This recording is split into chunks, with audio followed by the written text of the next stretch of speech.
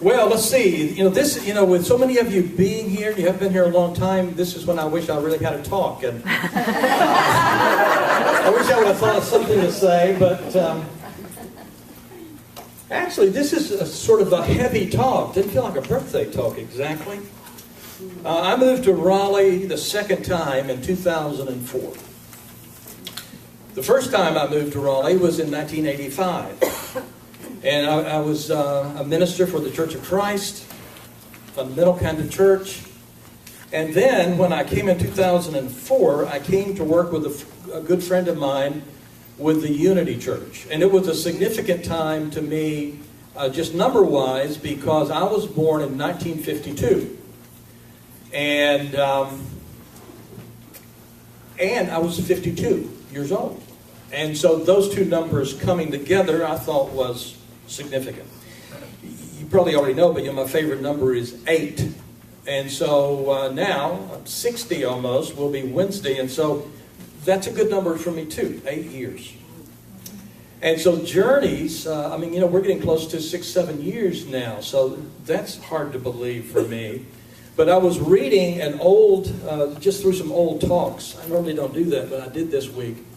I was reminiscing a bit. And I'll tell you why in a minute, but I was reminiscing, and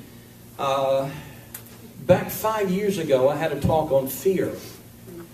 And I read the talk, and I thought, well, that's a pretty good talk. Now, I don't normally do re-talks. It just doesn't work for me. It's too bad, because, I've got them all word for word just about, but can't really do them over again. But I was reading that, and I remembered the motivation for doing that talk on fear back then. And that is some things that happened to some individuals in the community, and I felt like it would be a good thing to talk about because we had some members that were afraid of certain things. And so that's why I did the talk. So I've chosen to speak on fear again. But this time I'm talking about fear because I've been afraid. And maybe you have too. But I know Nancy Lee's helping me because I can hear her saying, that's right, yeah, that's right, that's right. Now, back in 2007, I felt like, everything was going to be all right. Everything's going to be all right. But at the same time, and everything was all right. But this is my confession to you. This past Sunday, and then especially by Monday, I was really feeling a lot of fear. Now, I grew up in an environment of fear. And, I've shared stories with you. I'll share 2 or 3 quickly. But I've shared stories with you before as to why that might be. I was taught as a little boy that smart people are afraid. If you're not afraid, then you're not all that bright. And so my dad clearly taught me to be afraid, to be prepared. Now, he wasn't a Boy Scout, and I wasn't either. But being prepared, something that was important. My dad's brother, my namesake, had been murdered just a few years before I was born. And that created my dad's habit of never leaving home, never going anywhere without at least 3 guns with him. And he knew well how to use them. So, but that was, and he didn't want to just have 1 because you never know how many people might be involved.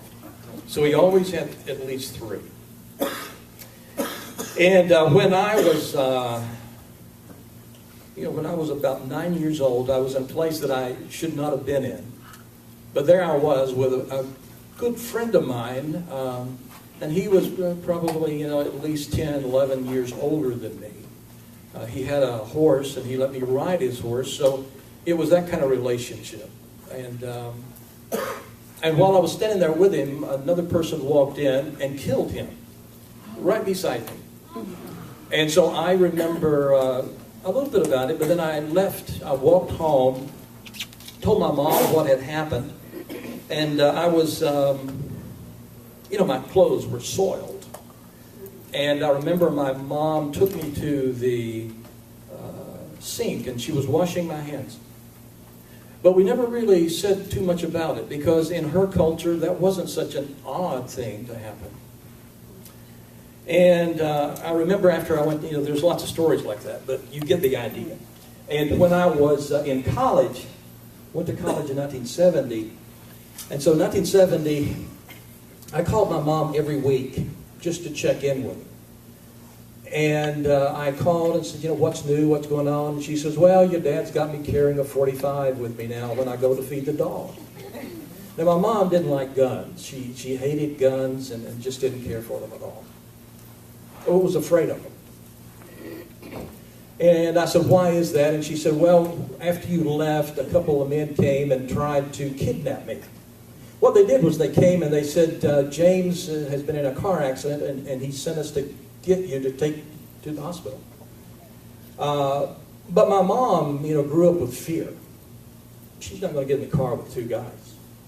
And so she immediately went in the house and she said, I'll be back out. She locked the door and she went in, she called the hospital. Only one hospital, and there was no one there. And so at that point they were looking in the window at her and then they left. So my dad's solution was carry 45. Be ready. Be ready. So I grew up in that environment. I didn't like it. I didn't like fear. Fear doesn't feel good. Just doesn't feel good. I remember one time someone had told me, we were just kids. I mean, we were probably about 16, I guess. And he had sent word he was going to kill me. And what would a young boy do? Well, I wasn't going to hide. You know how hiding is. Makes you afraid. So I immediately went to his house. Resolved this. And I tell you that because I want you to understand that I know something about fear. I know that it's a very uncomfortable feeling to be afraid of things. In our nation, I think we've been afraid a lot. We hear things. As I thought about it this week, I thought about the anthrax scare. I thought about the bird flu, the pandemic that may come, and meteors are falling, and wars may start, and other countries are going to bomb other countries. And so, there's no doubt that if you're looking for something to be scared of, there's always something that you can find. And you don't need the nightly news, because the nightly news is the least of our worries. Because most of our worries are much more intimate, although they may seem trivial compared to war and plague, but most of our fear is much more intimate. It's our private terrors tucked away in the nether regions of our minds, that we may not share with other people. It's things like the fear of being alone, the fear of no one loving you, the fear of being rejected, the fear of disappointing other people that matter to you. No one really wants to disappoint their parents or their children or their spouse. It's the fear of maybe I'll lose my job, or the fear maybe I'll lose my health insurance plan, or maybe I'll get caught up in an addiction, or maybe I'll get stuck in depression again, and maybe I won't get out this time. There's all kinds of fears. And so there's perfectly legitimate reasons to be afraid. Now, sometimes fear can be a good thing. I think it can. It can save your life sometimes. I remember teaching a little puppy to be afraid of cars. And in that case, it was a good thing. But most of the time, fear is not healthy. Not if we just stew in it. And all too often, people allow fear to control their lives. And the decisions that people make, even though we're unaware of why we're making the decision, most of the time, we make decisions because we are afraid. We make decisions because we're scared of something. We may be afraid of what people might do, and so we barricade ourselves behind walls and love can't get in. Or we are afraid we may fail, so we don't dream very big. We just try to keep quiet. Our fear of strangers may keep us from it keeps us separated from other brothers and sisters and really sharing ideas. Let me know if my speaker goes out. We didn't change batteries, did we? No, okay. I'm not afraid that it will go out. I'm just being prepared. And so fear often controls us. You know, often, it's funny because often the word gripped is connected to fear. You know, the city was gripped in fear. And that describes it well, because fear just takes you and locks you away and squeezes you into a tiny little package. Sometimes fear is connected to other things like anxiety, rejection, anger, disappointment. Sometimes people disappoint you. Sometimes people don't do what you wish they would do. And because of that, sometimes it leads to being afraid. So fear comes in all shapes, all sizes. I think that the basis of almost all religion is fear. All of it, just about. You know, back when we were hunter-gatherers, all these things were happening around us, and we didn't understand why. And so we were scared. And then mystics and shamans came along, and they said, hey, maybe if we offer the right prayer, maybe the right ritual, maybe the right sacrifice, then you'll get some control over the environment. And then you don't have to be so scared. And so they did that. And then philosophies deepened, and soon we had organized religions that shut off in 1,000 different directions. I think at the base of most religion is fear. And even with Buddhism, that I respect and love so much, even that was dealing with the fear of suffering. Because Buddha understood that people were suffering, and he wanted to find a way out of that suffering, a way to let it go. And so we see it just all over the place. Let me give you a definition. I would say this: in all cases, we should say that fear is a reaction to something that may happen in the future. Fear is a reaction to something that may happen in the future, whether it's realistic or not. That's a good definition. May happen in the future. And so that means fear, yours and mine, is a mental process. And we're predicting the future. And we project it upon the wall of our minds. And so we are frightened as to what may happen in the future. Now this hit me, I told you last Sunday. I should tell you this. I told you the talk was kind of for me today. Normally it's not. Although in a way it always is. But especially today I felt like, well, this talk is for me. But then you know the truth, don't you? It's for you too. Because see, I figure you're so much like me that if I'm dealing with fear and I do this and this and this, likely you do the same kinds of things. So last Sunday it hit me. Now some of you haven't been here in a long time, so you'll think, man, I didn't expect that. I thought I was going to talk about birthdays. You know, looking at our budget, and again, I want you to understand I'm not after $1 from anybody in here. I'm just revealing my thoughts, my feelings. I'm long past trying to get $1. So, I'm looking at our budget, and we haven't met the budget. You know, we don't miss it by that much. On your bulletin, it will show that we missed it by quite a bit, because the budget is about $20,000 a month.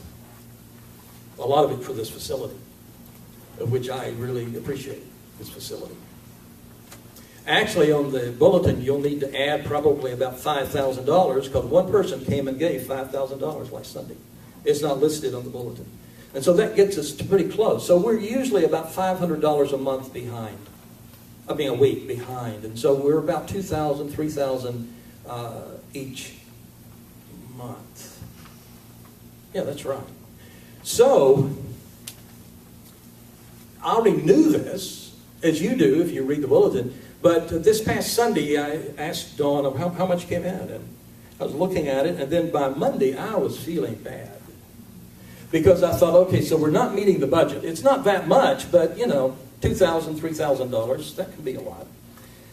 And so we're not meeting the budget, and we have no savings to pull from. For years, we had savings. No savings. And I thought, oh my. And what went through my mind was lions, tigers, and bears. Lions, tigers, and bears. Worry, doubt, and fear. Oh my. And so I was projecting what's going to happen. And I asked myself these questions. I said, well, are we going to have to give up the facility? You know, we own everything in here. And, you know, the kid had joked about, you know, I love the chairs. I don't want to give the chairs up. But to be honest, in our home, we don't have room for these chairs. Probably not in your home either. And I thought, well, we're under contract for another 2.5 years. And so, you know, if we can't meet that contract, then they're going to take everything we have here and sell it. That's what would happen. And then I thought about, what about the work we're doing? Because I've actually seen people's lives change. I've seen people who were almost ready to leave this physical life decide not to. I've seen good things happen to people. Sometimes when people get here, they're in a lot of pain. I also see people who are in a lot of pain. They get here, and then their life really starts working, and then they disappear. That disappoints me. It does. I'm just being honest and human, you understand. I'm just like you. And I think, well, what's up with that? And then I thought, you know, I believe in the mission that we have.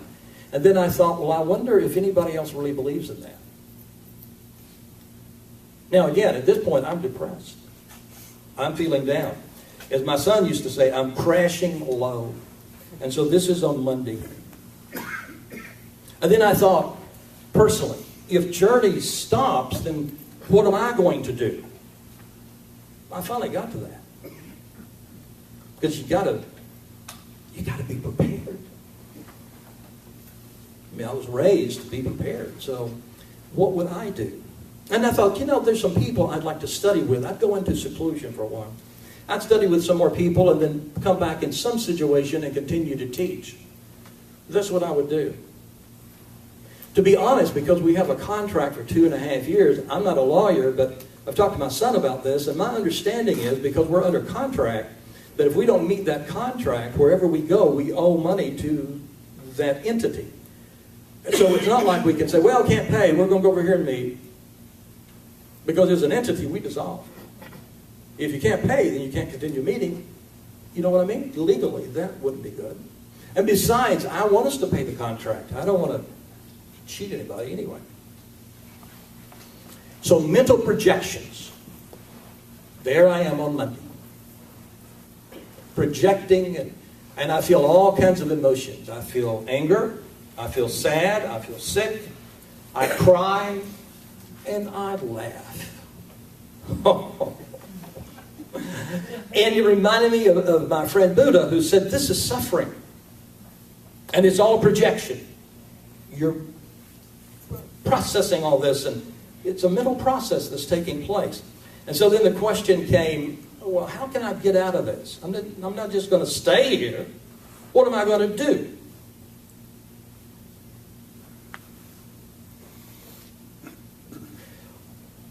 That's what I want to share with you. Because I'm betting that you've been in a similar situation. You may be now in one way or the other. So let me tell you what I did. Not that I'm a great example, but at least I am an example. And if it helps you, then good. Because Monday I was there, and then later I wasn't there anymore. I've gone someplace else that was much better. So, the first thing is I had to get rid of a lie. Now, I already knew this was a lie, but I had to make it clear. And so, let me read what I wrote here. I have to begin by dispelling the fundamental lie that we can be rid of all the things in the world that threaten us. If you think you're going to get into a state where there'll be no more problems and no more threats, you're just kidding yourself. Because that world simply does not exist. And my dad was right about that. There are always things that could hurt. There's no guarantee that something negative might happen in your life. There's no guarantee of that. And if you think there is, it weakens you. It doesn't make you stronger. And so what that did for me is to realize, okay, so that means that no matter what you're doing, there's always something that could not go according to plan. And what that did for me is it allowed me to stop running. Because as a little kid, I used to have a dream, and I would be running, and these little monsters would be chasing me. And the more I would run, the more frightened I would become.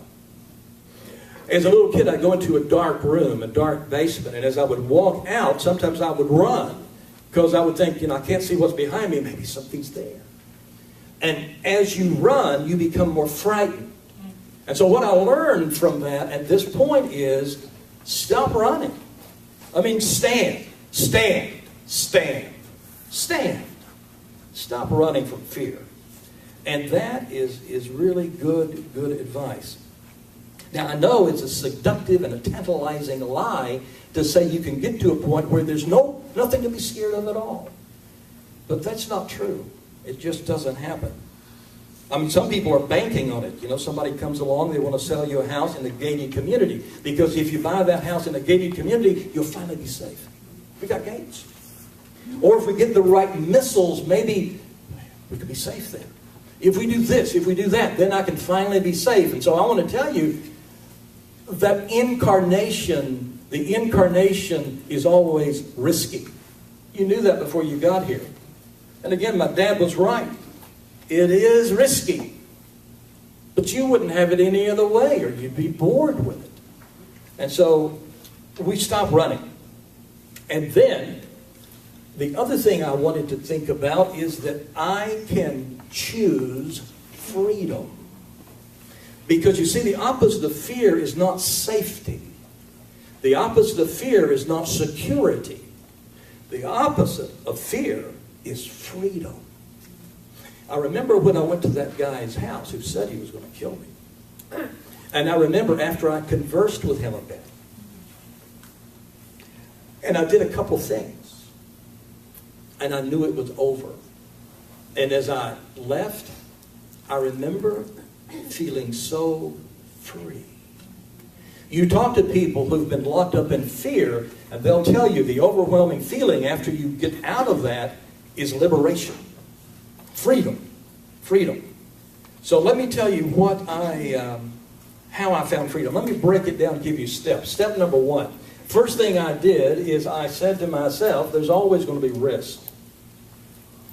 There's always risk, whatever you do. That's the incarnational experience. That made me feel better. Then number two, I proclaimed to myself that I can choose to be free. Now I, just like you, have been made in the image and the likeness of God. And that means I can choose, regardless of circumstances, regardless of situations, regardless of people, and what people may be thinking, what people may be saying, I can choose to be free. I can live above those circumstances. That's what it means to be made in the image of God, because I'm not bound by what's on the outside. I can choose. I can choose. I can choose to live above circumstances. Number three, and maybe I should have done this one first, but I didn't. I did it number three. Number three, I got quiet. And I thought, well, I need to meditate some. I need some stillness. And we call that going within. And what that means is I'm no longer living my life based on how things look out here. I'm going to live from within. That felt good. Now I was crashing low before, but now I'm beginning to think, all right. And then number four, I began to open to the possibilities. Because look, fear is always a straitjacket. Fear is always small. Fear always shrinks you. It places you in a box. When you look at the possibilities, everything becomes spacious. And when it becomes spacious, then you can create something. So, fear constricts, and imagining possibilities creates expansiveness. And you and I need that. So when you're afraid, you're a mighty small package. It doesn't feel good. Number five.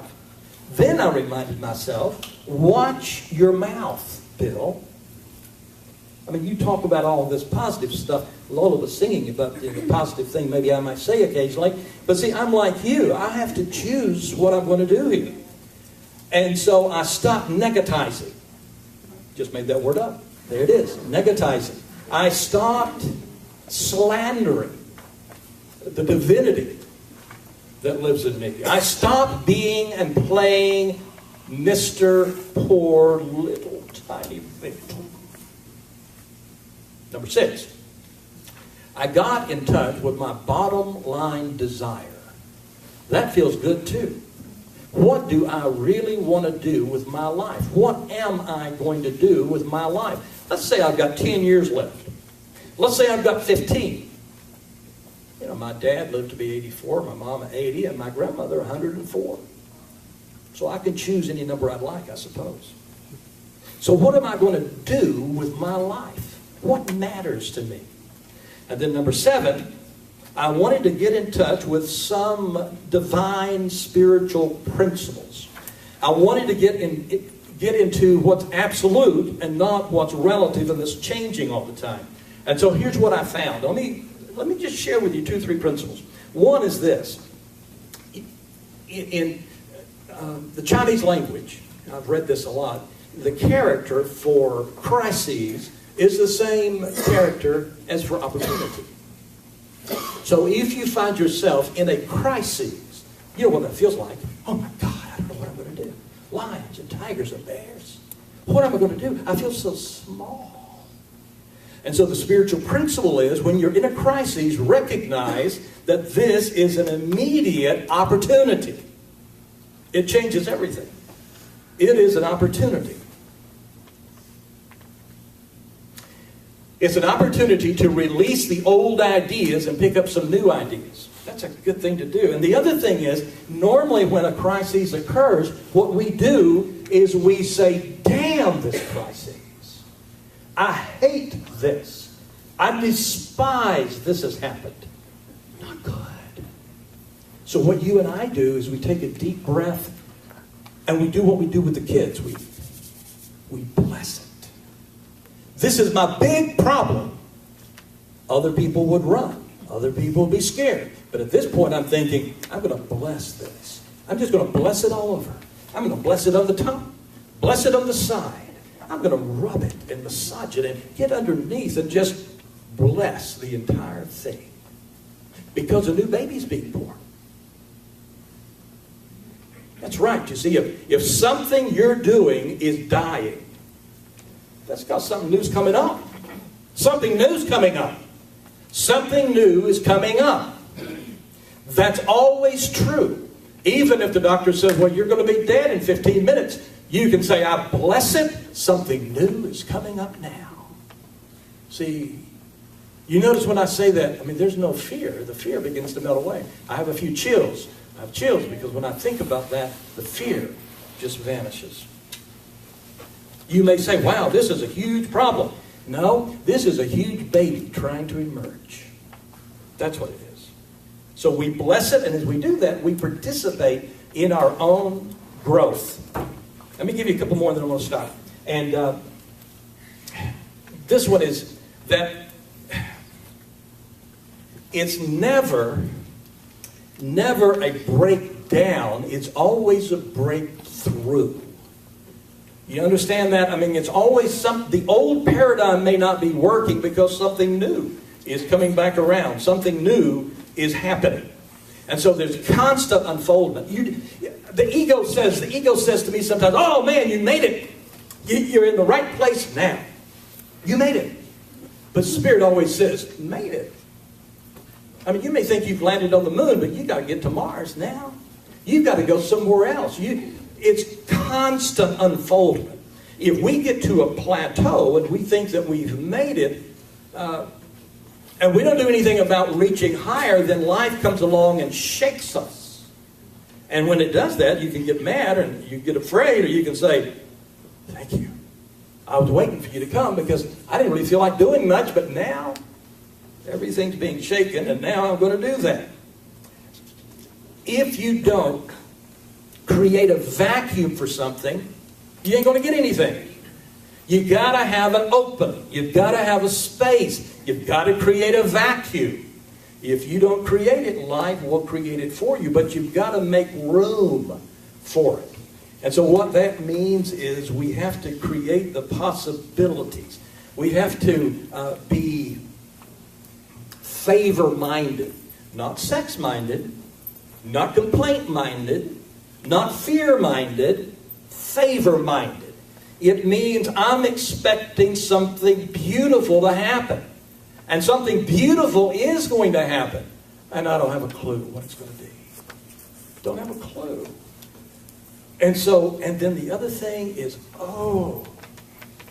at that point, by Tuesday, I was so thankful. I thought about Marcel. Marcel was there at the very beginning. I love Marcel. Deeply spiritual. I thought about her husband, Al. I thought about some of you who haven't been here a long time and you're here now. I thought about beautiful Kathleen, who forever and ever and ever will be known as the first person that came to Journeys and nobody was there. She got there a week ahead and she thought, poor Bill and Mary Pat, nobody showed up.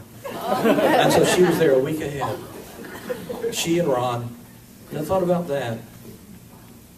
Now, practically, I don't really know what's going to happen. I mean, maybe you guys will start giving more money.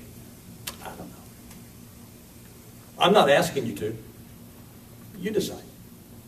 We're writing a letter to the company and saying, we want to honor this contract, but we don't have enough money coming in. We're not that short, but we're a little, we're more short than we need to be. And so we're going to ask you to work with us and cut the money down some. Give us 6 months. Now, some of you will think this. Some of you will think, well, they're never going to do that. And some others of you say, well, maybe they will. I tell you, one reason, see, I'm not living in poverty, but Journeys is. And the reason is because of our consciousness. I can only do my part. You have to do your part. If 51% of us in consciousness believe in abundance, it will happen. It just will. But if most of us say, yeah, we can do it, and then we think, no, it's not going to happen, then it probably won't. Consciousness. Consciousness. Where 2 or 3 are gathered together and they harmonize on the same thing. Jesus said there's tremendous power in that.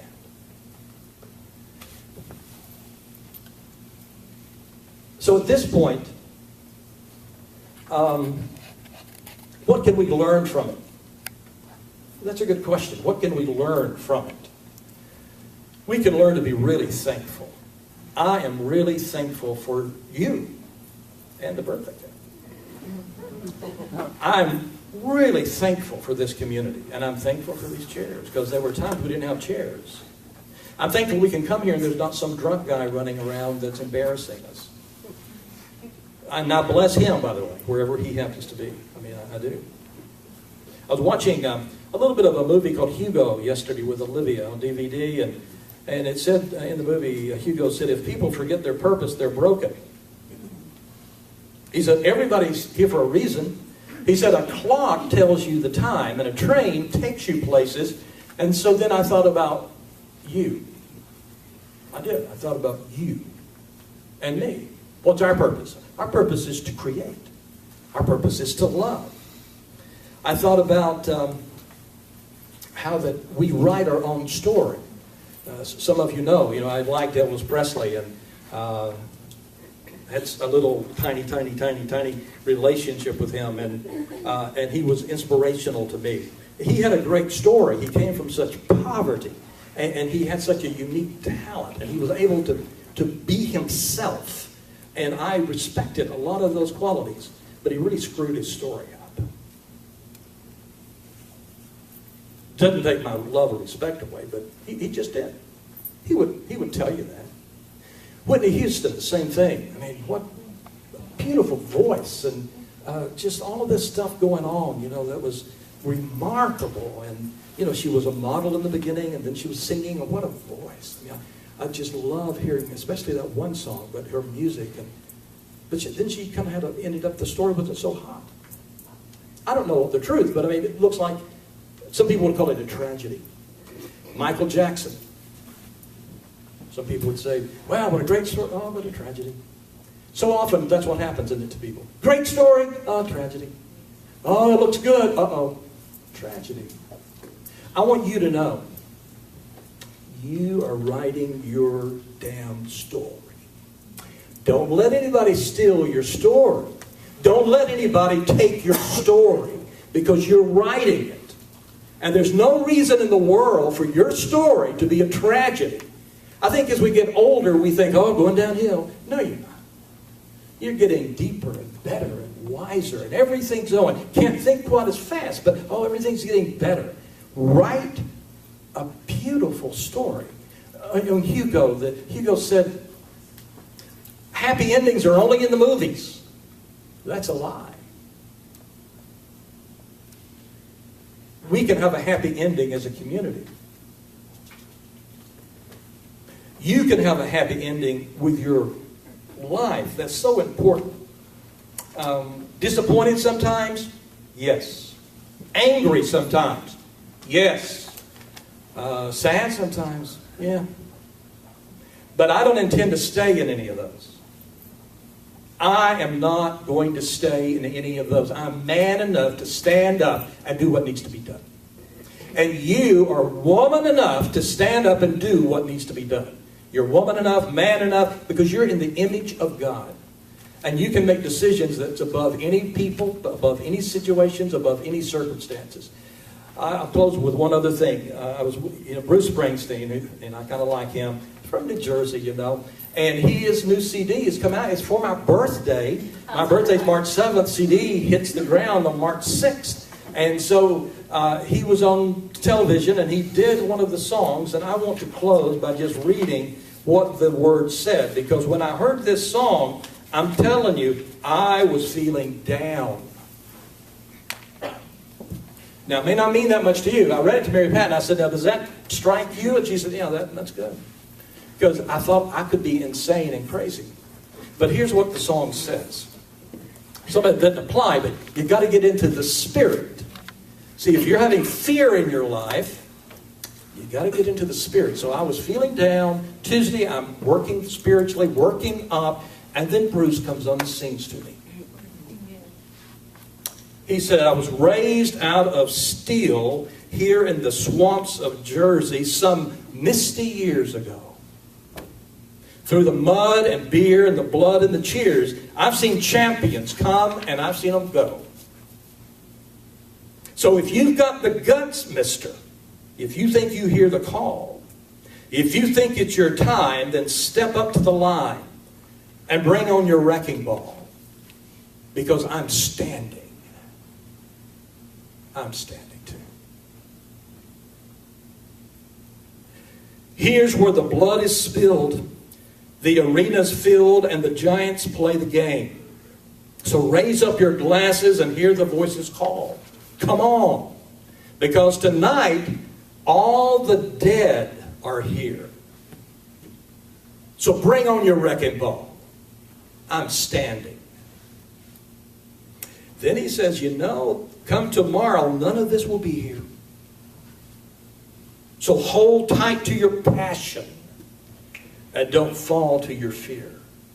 One of his best friends, his saxophone player, died not too long ago. And one of the things that I read that he had said, he said, Bruce, hold to your passion and don't fall to your fear. That's in the song. I'd say the same thing to you. Then, he says, when all this steel and these stories, they drift away to rust. And all of our youth and beauty has been given over to dust. And your game has been decided and you're burning down the clock. All of our little victories and glories have turned into parking lots. When your best hopes and desires are scattered to the wind. And then he says this. He says it for a long time. I'll just say it 2-3 times. He says, and then hard times come and hard times go. Hard times come. Hard times go. Hard times come. Hard times go. Hard times come, and then they go again. And I'm still standing here. Bring on your wrecking ball. Come on and take your best shot. See what you've got. I am still standing. And so if you find yourself dealing with any kind of fear, you use me as an example. Use Bruce. Use Elvis. Use Whitney. Use anybody you need so that you stand. No running. You stand. Because if you do that, you see, you stand throughout eternity. That's your job.